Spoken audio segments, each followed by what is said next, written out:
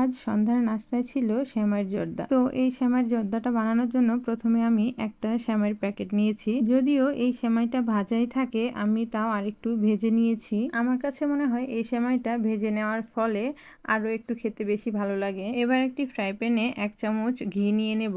আমি এখানে কিছু কাজু বাদাম ও কাঠবাদাম কুচি করে নিয়েছি, এগুলো ঘিয়ের মধ্যে ভেজে নেব। আমি এখানে বাদামগুলো কড়া করে ভেজেছি যেন বাদামের ক্রাঞ্চনেসটা বজায় থাকে। এবার ফ্রাই প্যানে আর 1 চামচ ঘি দিয়ে ওর মধ্যে কয়েকটা এলাচ ও তেজপাতা দিয়ে সেমাইগুলো দিয়ে দেব। সেমাইগুলো ঘিয়ের মধ্যে ভালো মতো ভেজে নেব। ভেজে নেওয়া হয়ে গেলে ওর মধ্যে 1 কাপ পানি দেব, ওই পানিতে সেমাই সিদ্ধ হয়ে যাবে। এবার 1/4 কাপ চিনি, 1/4 কাপ গুঁড়া দুধ, 1 চিমটি লবণ ও ভেজে রাখা বাদামগুলো দিয়ে ভালো মতো মিশিয়ে নেব।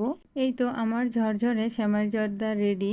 এবার সার্ভ করার পালা। অনেক মজার হয়েছিল। ভালো লাগলে বাসায় ট্রাই করবেন। আল্লাহ হাফেজ।